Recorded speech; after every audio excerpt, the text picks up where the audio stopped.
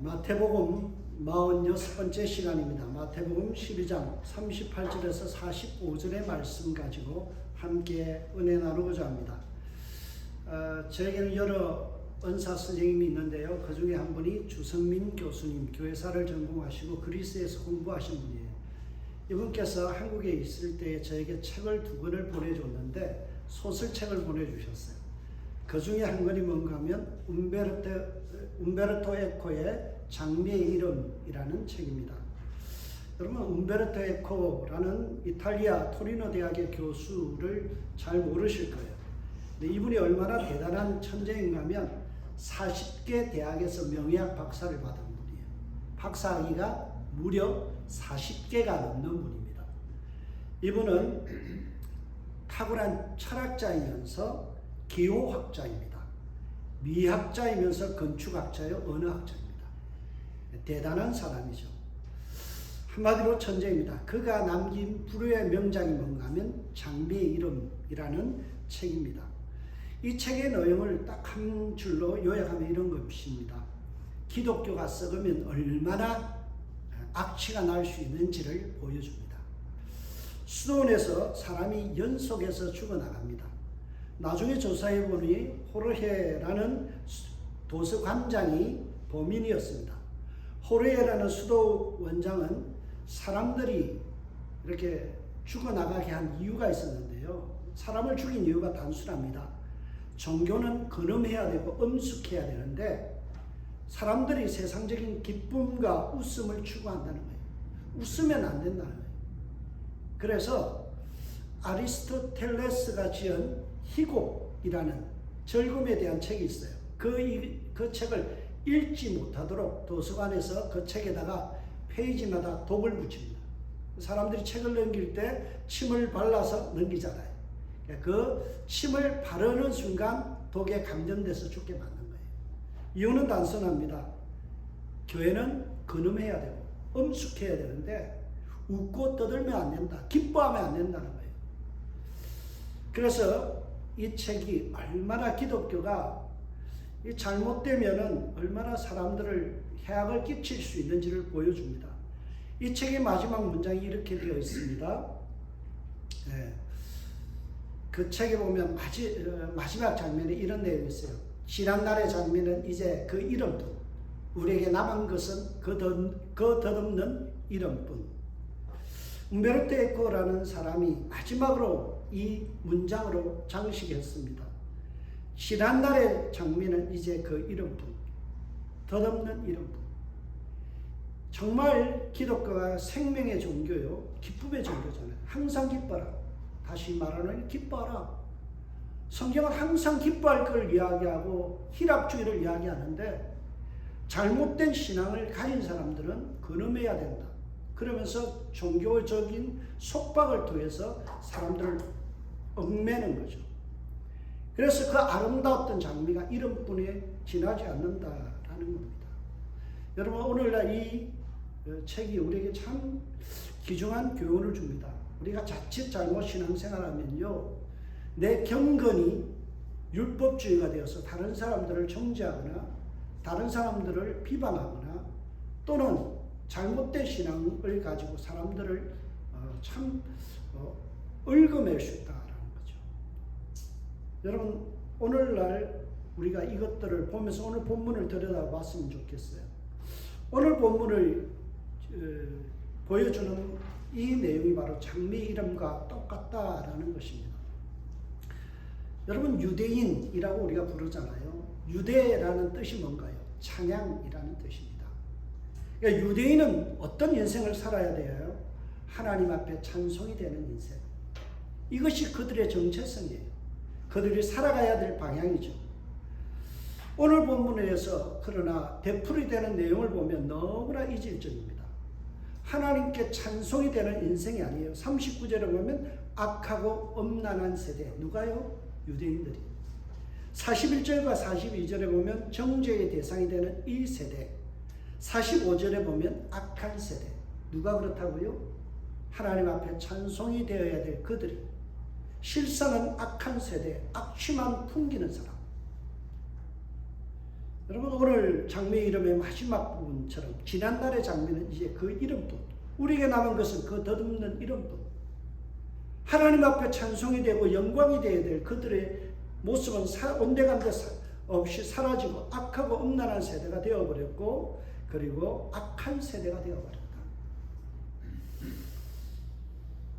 오늘 본문은 예수님이 사셨던 이 시대가 얼마나 악한지를 여실히 보여주는 내용입니다. 마태는 시대와 시간을 나타내는 표현으로 오늘 본문을 시작합니다.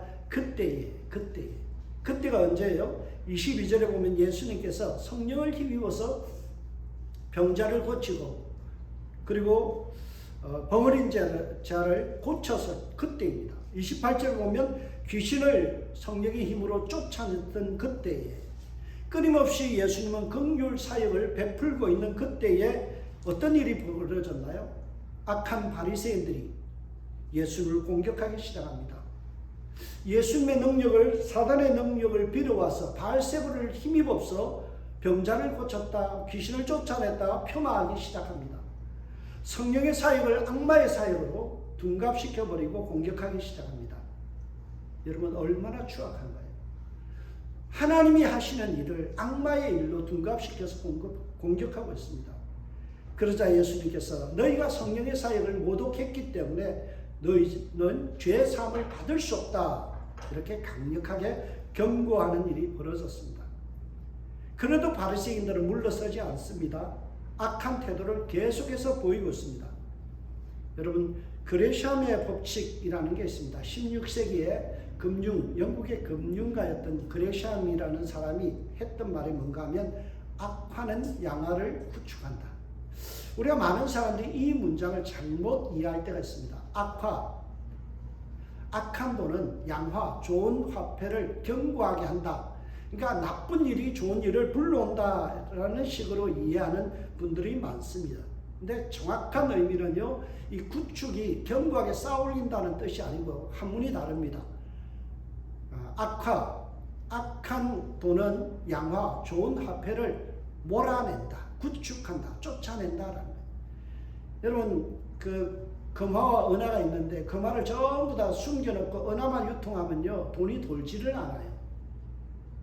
그러니까 개인적으로 보면 이게 좋은 것 같지만, 쌓아놓는 게 좋은 것 같지만, 이게 혈관이 막혀버린 것 같이 돈이 유통되지 않으면 나라 경제가 나간다는 거예요.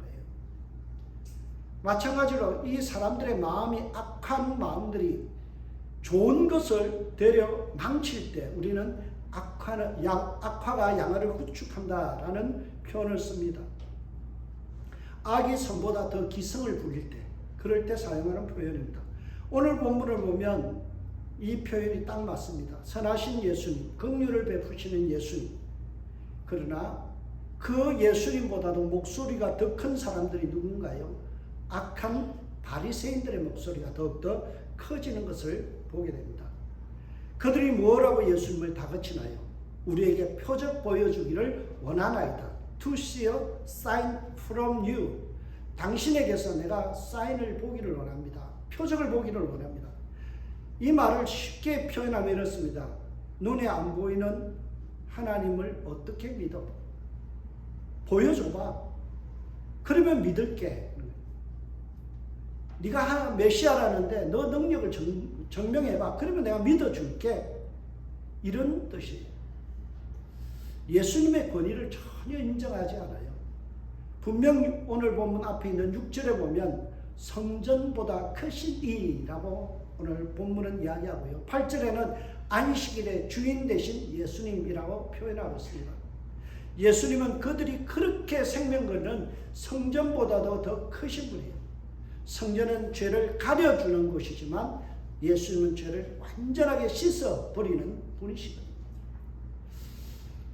안식일날 유대인들은 쉼의 시간으로 생각하지만 예수님은 생명을 살리는 날이다 라고 새롭게 말씀하시죠. 그래서 그들은요, 예수님을 메시아로 인정해야 됨에도 불구하고 예수님을 그냥 이상한 사람으로 몰아서 반박하기 시작합니다. 선생님이여 우리에게 표적 보여주기를 원하나이다. 여러분 이들의 주장은 매우 자기 모순에 빠져 있는 주장입니다. 자신이 무식하다는 것을 드러내는 주장이에요. 여러분, 바리새인들이 누구입니까? 바리새인들이라는 말은요, 구별된 자라는 뜻도 있고요, 또 그들은 철저히 말씀만을 고집하는 사람이에요. 학자예요. 율법을 해석하는 전문가들입니다. 그리고 그 전통과 율법에 대한 해박한 지식 때문에 권위를 인정받는 사람들입니다. 바리새인들의 목표는 딱 한 가지입니다. 율법을 열심히 가르쳐서 공부를 시켜서, 그래서 거룩한 나라, 지성적인 그리스도인을, 하나님의 백성을 만드는 것, 이게 율법학자들이고 그리고 바리새인들의 추구하는 바예요. 그런데 그들 입에서 뭐가 나와요? 표적을 보여달라, 신비를 보여달라. 여러분, 뼛속까지 학자가 기적을 바란다. 이것은 너무나 넌센스예요. 그들이 추구하는 것은 자나깨나 말씀 공부, 자나깨나 성경 공부, 자나깨나 율법 공부예요. 그리고 그 율법대로 살면 된다는 거예요. 기적 따위는 필요 없다는 겁니다. 그런 사람들의 입에서 뭐가 나와요? 무당이 하는 또는 도사들이 하는 것 같은 기적을 부려보라는 거예요. 그들이 살아가고 그들이 추구하는 방향과 지금까지 사람들에게 외쳤던 오직 말씀, 오직 율법이라고 생각했던 그 패턴하고는 너무나 다른, 겉과 속이 다른 이중인격의 모습을 드러냅니다. 그들은 진리를 추구하는 자들이 아닙니다. 믿기 위해서 보여달라는 것이 아니라 예수님을 공격에 빠뜨리기 위해서 보여달라는 것입니다. 여러분, 그들과 함께 오늘 등장하는 사두개인들이라는 사람들이 있습니다. 여러분, 성경에 찾아보면 사두개인들은 뭘 부인한다고요? 부활을 부인하는 자들이라고 이야기하죠. 그러니까 사두개인들은 절대 부활은 없다라는 거예요. 부활 없다라고 믿는 거예요. 그런 사람들의 입에서 나오는 말이 뭔가요? 신비를 이야기하죠. 표적을 보여달라는 거예요. 뭔가 우리가 이해될 수 있는 신비라는 거, 표적이 뭔가요? 우리의 상식과 우리의 개념으로는 이해될 수 없는 신비한 일이 일어나는 걸 우리는 표적, 기적이라고 이야기하죠. 그들은 진리를 알고 싶어서 예수님께 표적을 보여달라는 것이 아닙니다. 그저 그들은 예수님을 이 어떤 공격에 빠뜨려서, 그리고 예수님을 공격하고 그리고 물어뜯기 위해서 그들은 그렇게 주장하는 것입니다. 그들은 한 줌도 안 되는 자신의 지식을 기준을 삼고 저울 삼아서 예수님을 달아보려는 그런 아주 무식하면 용감하다고요, 그런 일들을 행하고 있습니다. 천지의 창조자 되신 예수님, 그 예수님을 도리어 바리새인들은 자신들이 심판관이 되고 심사관이 되어서 예수님을 검증해 보겠다는 거예요. 얼마나 교만합니까? 하나님을 자기들이 검증해 보겠다는 거예요. 검사해 보겠다는 거예요. 그래서 오늘 성경은 뭐라고요? 그들이 악하다라고 이야기하죠. 악하다. 여러분, 하나님을 인정하지 않는 사람들은 악한 사람들입니다. 구체적으로 그 악의 모습이 어떻게 드러나나요? 위선으로 드러납니다. 여러분, 하나님이 없는 사람들에게 나타나는 특징은 바로 위선이라는 것입니다. 그들은 예수님을 향하여 뭐라고 부르고 있어요? 선생님이요 라고 부르고 있어요. 하지만 바리새인들의 마음속에, 서기관들의 마음속에 있는 무슨 생각을 품고 있을까요? 네가 무슨 선생이야. 겉으로는 선생님이요 라고 입으로 고백하지만 속으로는 니까짓 게 무슨 선생이야 라고 비아냥거리고 있다는 거예요. 겉으로는 친한 척, 존경하는 척, 그러나 실제의 마음은 전혀 달랐다는 거예요. 이것을 우리는 위선이라고 이야기합니다. 여러분, 신앙인이 조심해야 될 것이 바로 위선의 문제입니다. 철로역정이라는 우리가 성경 공부하면서 배웠던 내용이죠. 제가 여기 와서 언생교회에서 2번 철로역정 24주 과정을 2번 강의를 했던 것 같습니다. 거기에 보면 어떤 사람이 나오는 거면 two side, 양면시라고 나옵니다. 이중성이라고 이야기할 수 있죠. 그래서 그 양면시가 결국에는 세상에 굴복당하는 내용이 나옵니다.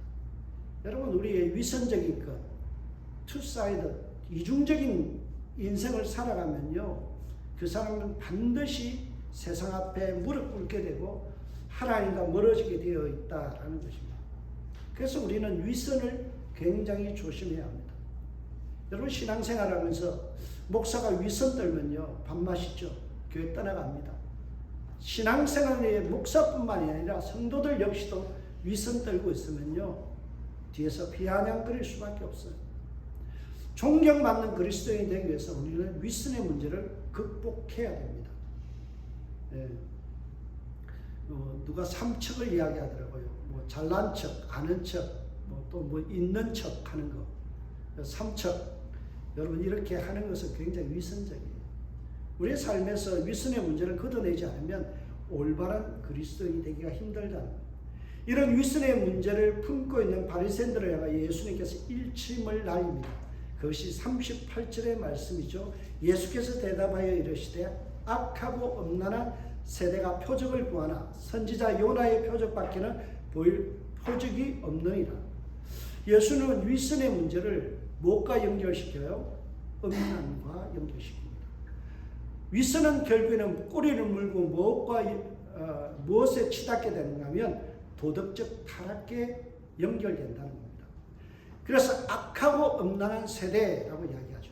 악한 세대는 반드시 음란의 문제에서 벗어날 수 없다는 거예요.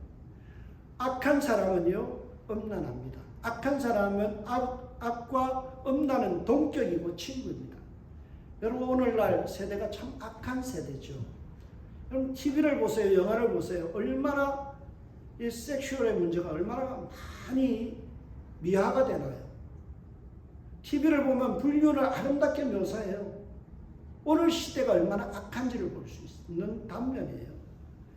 여러분, 예수님께서 바리새인들을 보면서 너희들이 악하고 음란한 세대다. 이 표현은 사실 이사야 57장 3절을 염두에 둔 말씀이에요. 바리새인들이 구약 성경을 완전히 달달 외우잖아요. 그들이 아는 말씀이에요. 이사야 선지자가 이스라엘 백성들을 향하여 했던 말씀이 있어요. 그게 뭔가 하면 무당의 자식, 간음자와 음녀의 자식들아. 누구를 향한 말씀이에요? 이스라엘의 조상, 이스라엘 백성들을 향하여 이사야 선지자가 뭐라고 이야기하는 건가? 너희는 무당의 자식이고 간음자요 음녀의 자식들이다. 그리고 나서 이사야 57장 5절에 보면 이 말씀이 있어요. 너희가 상수리 나무 사이 모든 푸른 나무 아래에서 음욕을 피우며 라고 말씀하죠. 바리새인들은 너무나 잘 아는 말씀, 이사야의 말씀을 그대로 가져와서 예수님께서 바리새인들을 향하여 직격탄을 날립니다. 이 위선자들아, 너희들이 악하고 음행을 즐기는 자들이다. 여러분, 위선 떨면요, 결국에는 우리가 도덕적으로 타락하게 되겠습니다. 윗선은 단순한 윗선으로 끝나지 않아요. 꼬리에 꼬리를 물고 우리로 하여금 도덕적 타락으로 유인한다는 사실이에요. 그래서 여러분, 처음에 그것을 끊어야 돼요. 여러분, 이번에 차량 사고로 인해서 한국을 떠들썩게 했던 한 명의 가수가 있죠. 그 가수가 차 사고를 내고 뺑소리를 쳤는데요. 나중에 그가 이런 고백을 해요. 작은 거짓말이 큰 거짓말을 이렇게 불러올 줄 몰랐습니다. 작은 죄가 이렇게까지 크게 문제를 일으킬 줄 몰랐습니다. 결국에는 구속되었어요. 처음에 차 사고 났을 때 잘못했다 그러고 내가 변상하겠다 그러고 그렇게 했으면 끝날 문제인데 그것을 감추려고 하다 보니까 죄가 죄를 불러와서 결국에는 뭐가 됐어요? 구속되는 일까지 벌어졌다는 거예요. 여러분, 우리에게 있는 작은 윗선의 문제, 그거 끊어내지 않으면 우리는 도덕적인 타락으로 이어질 수밖에 없다는 거예요. 그 타락에서 구원하시기 위하여 예수님은 진실한 표적, 참 표적을 보여주시기 위하여 십자가에서 죽으시고 3일 만에 무덤에서 살아나셨습니다. 그리고 부활하셨죠. 이것을 요나의 비유를 끌고 와서 은유적으로 오늘 본문 40절은 설명합니다. 요나가 밤낮 사흘 동안에 큰 물고기 뱃속에 있었던 것을 같이 인자도 밤낮 사흘 동안 땅속에 있으리라. 여러분, 구약 성경에 보면 요나라는 선지자가 있습니다. 그는 하나님께 불순종하여 배를 타고 다시스라는 곳으로 도망갔습니다. 지금에 치면은 스페인으로 도망가죠. 정반대로 하나님의 말씀에 불순종하여 반대의 방향으로 도망쳤습니다. 하나님께서 니느웨를 향하여 가라라고 말씀했는데 근데 그는 가지 않았죠. 회개를 선포하라 그랬는데 하지 않습니다. 그래서 요나가 그 악감정 속에서 결국에는 하나님의 뜻에 위반하고 도망치다가 하나님께서 폭풍을, 이 풍랑을 이렇게 동원해서 그를 흔들기 시작합니다. 그의 영혼이 잠자고 있을 때 하나님께서 풍랑을 통하여 배가 뒤집어질 정도까지 되었죠. 그 풍랑의 원인이 요나였다는 사실을 알게 되었을 때 선원들이 요나를 바닷속에 던지게 되죠. 기다렸다는 듯이 큰 물고기 나타나서 그를 덥석 먹어버렸습니다. 3일 동안 뱃속에서 그가 있으면서 하나님 앞에 기도합니다. 회개했죠. 그리고 나서 그 회개 덕분에 그는 3일 만에 바닷가에서 살아나는, 토해내서 살아나는 일들이 일어났죠. 저는 상상해 보았습니다. 이 요나가 니느웨에 갔을 때 건성건성 그가 이렇게 회개하라고 외쳤는데도 좌우를 분별하지 못하는 12만 명의 사람들이 회개했어요. 참 이상하다라는 생각이 들었어요. 왜 그랬을까? 저는 상상해 보니까 이런 생각이 들었어요. 물고기 뱃속에서 위산에 완전히 표백되어서 몸이 완전히 이상한 사람이 되지 않았을까? 그래서 사람들이 보면서 뭐 저런 사람이 다 있어. 그런 생각을 했을 것 같아요. 어쨌든 그가 니느웨에 가서 외쳤을 때 그들은 적극적으로 회개하기 시작합니다. 분명히 요나의 태도는 건성건성 복음을 전했어요. 그래서 마지막에 그 박능쿨 밑에서 그가 불평하잖아요. 하나님, 저런 사람이 어떻게 회개합니까? 라고 불평하잖아요. 예. 근데 성경은 우리가 잘못 아는 게 있죠. 그게 박능쿨이 아니에요. 원어로 보면 피마자 잎 나무예요. 피마자 나무예요. 그 속에서 그가 불평하죠. 사람들은 의외의 반응을 보입니다. 그냥 회개하기 시작해요. 심지어는 기르는 가축까지 금식하게 만듭니다. 한낱 선지자의 외침에도 이런 반응이 일어났어요. 그런데 요나보다 크신 주님께서 그들 앞에 서서 회개를 외치는데 그들은 회개하지 않아요. 여러분, 요나는 물고기 뱃속에서 그만 죽었다가 살아나는 기적을 경험했지만 예수님은 완전히 십자가에 죽으시고 다시 살아나신 분이에요. 누가 더 썬파워입니까? 예수님이죠. 그런 예수님이 자신들 앞에 그분이 살아생전에 그분이 말씀하시고 그리고 기적을 보였음에도 불구하고 전혀 믿으려 들지 않습니다. 요나보다 크신 이가 그들 앞에 있음에도 불구하고 그들은 막무가내 예수님을 죽이려 듭니다. 저는 오늘 본문을 보면서 마태복음을 읽으면서 바리새인들은 참 한결같다라는 생각을 갖습니다. 마태복음 16장 1절을 보면 바리새인들과 사두개인들이 주장하는 내용이 있습니다. 바리새인들과 사두개인들이 와서 예수를 시험하여 하늘로부터 오는 표적을 보이기를 청하니. 똑같은 말씀이죠. 그들은 표적을 원합니다. 정말 보고 싶고 믿고 싶어서 표적을 구하는 것이 아니라 예수님을 공격에 빠뜨리기 위해서 그들은 예수님에게 표적을 보여달라는 겁니다. 그들은 표적을 믿지 않는 사람임에도 불구하고 표적을, 사인을 보여달라는 거예요. 예수님께서 그러한 반응을 보였던 그 바리새인들을 향하여 16장 4절에 이렇게 말씀합니다. 악하고 음란한 세대가 표적을 구하나. 오늘 본문과 똑같은 말씀이에요. 어떤 뜻입니까? 너희들 참 악하다. 하나님을 인정하지 않고 하나님이 보내신 하나님의 아들을 인정하지 않는다. 그래서 너희들은 악하고 그 악이 너희를 삼켜서 결국에는 성적인 타락에까지 이르게 만들었다. 그것이 너희의 단면이라는 거예요. 여러분, 우리가 예수님을 인정하지 않을 때 우리는 악에 물들게 되어 있습니다. 여러분, 악이라는 이 단어가 포네로스라는 단어를 쓰고 있는데요. 이 단어는 고대의 그리스의 원어를 보면 어떤 뜻인가 하면 슬프다, 불행하다라는 거예요. 오디세이라는 책에 보면 이 단어가 어떻게 쓰였는가 하면 노예에 추한 그도 그렇게 사용되었습니다. 비극 작가인 아이스킬로스라는 사람이 쓴 책에 보면 이 단어가 숙련되지 못한 의사 그런 뜻이에요. 여러분, 악을 어떻게 규정하는가 하면 악은 슬픔이요, 불행이요, 그리고 우리말로 고치자면 거지 발사계 같은 인생, 그런 뜻입니다. 돌팔이 의사 같은 인생. 여러분, 이 점을 명확하기 위해서 오늘 본문은 기가 막힌 표현을 마태가 쓰고 있어요. 악하고 음란한 세대가 표적을 구하나 요나의 표적밖에 보여줄 표적이 없느니라 하시고 그들을 떠나가십니다. 그들을 떠나가십니다.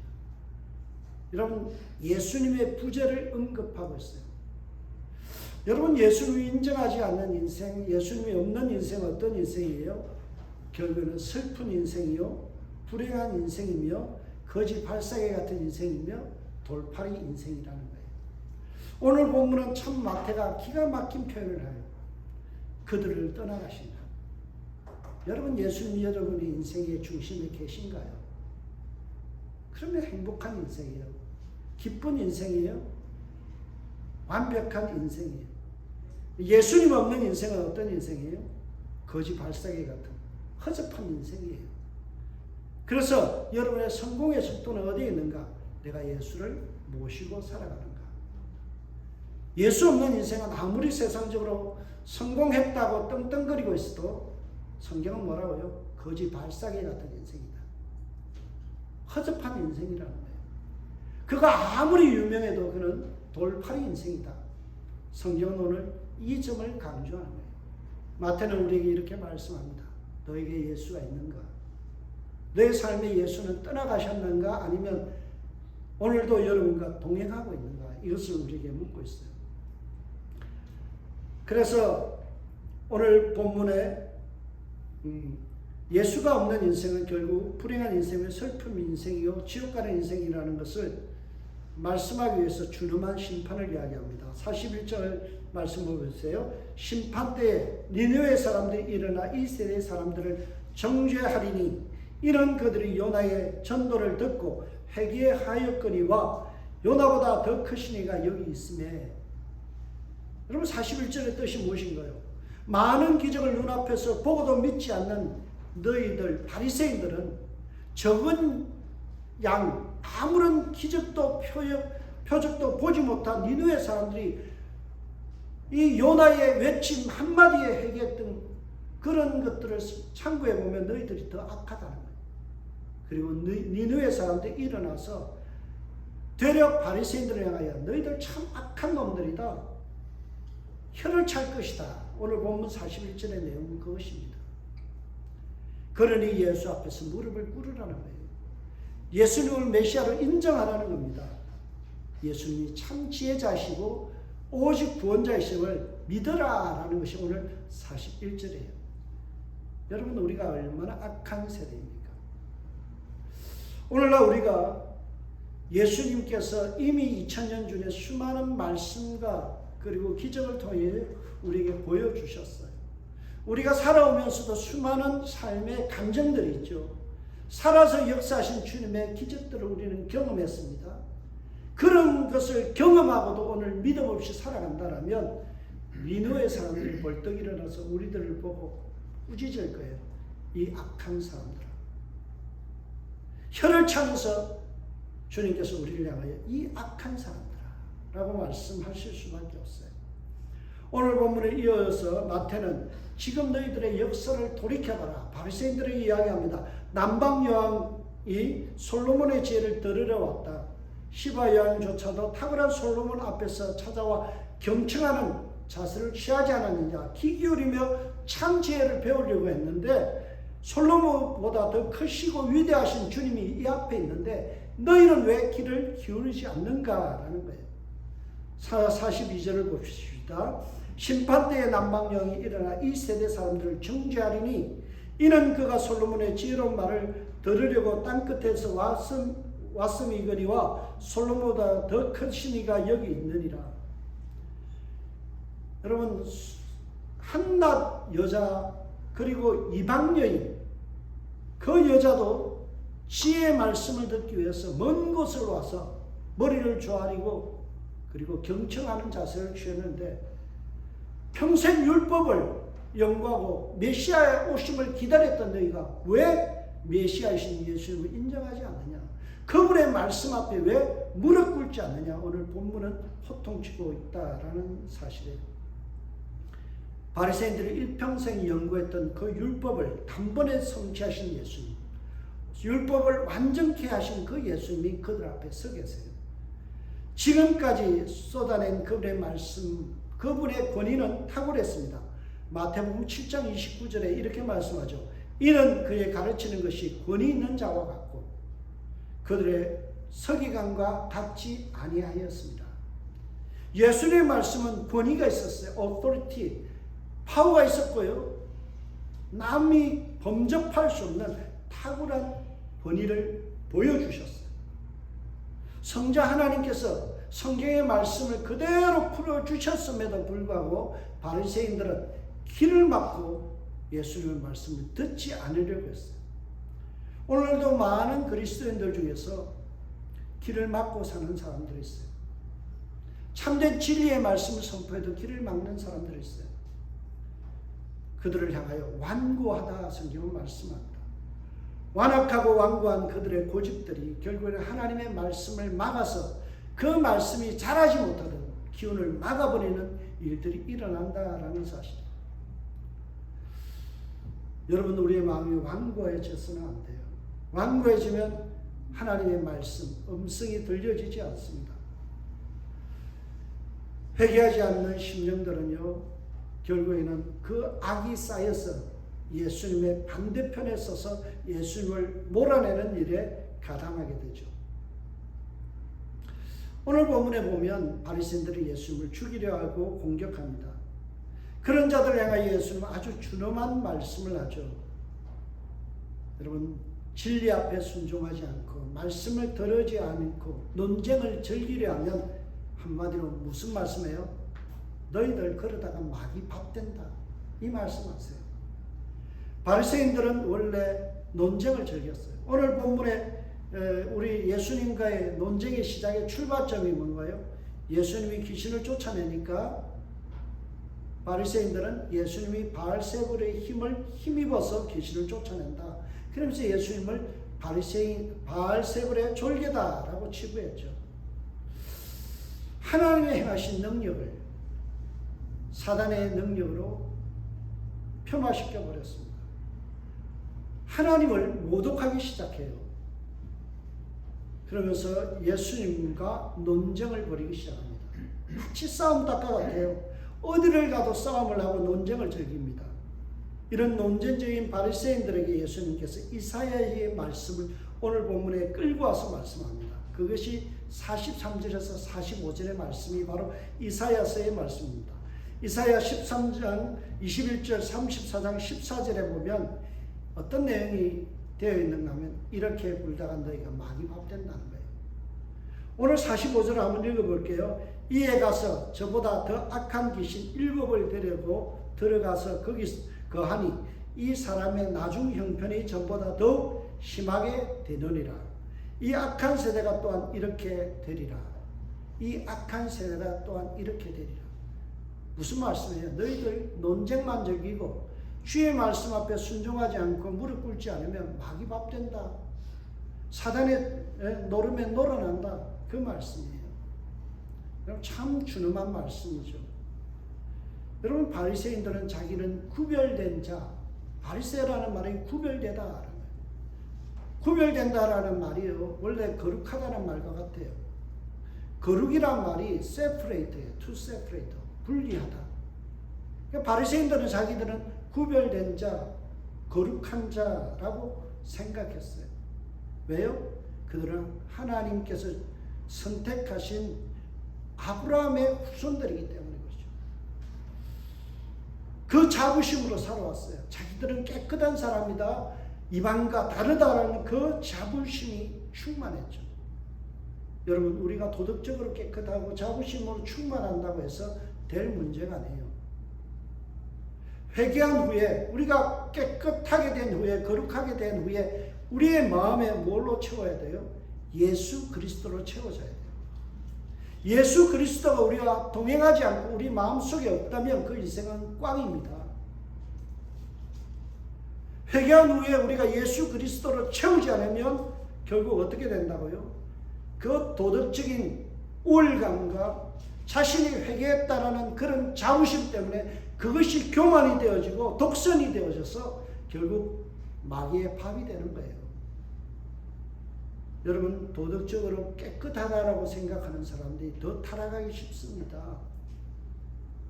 하나님 앞에 교만하기 쉬워요. 그래서 성경은 선줄로 여기는 자는 넘어질까 주의하라. 여러분, 저같이 서지도 못한 사람은요, 넘어질 일도 없어요. 그러나 정말 잘난 사람들은 어때요? 내가 잘 배운 사람들은 어때요? 내가 선줄로 착각해요. 그래서 그들의 교만과 독선이 어떻게 된다고요? 마귀 밥이 되는 거예요. 여러분, 더러운 귀신이 달라붙어서 몰려들어서 인생을 분탕질 치지 않기 위해서는 우리 인생이 어떻게 살아야 될까요? 예수로 충만하라.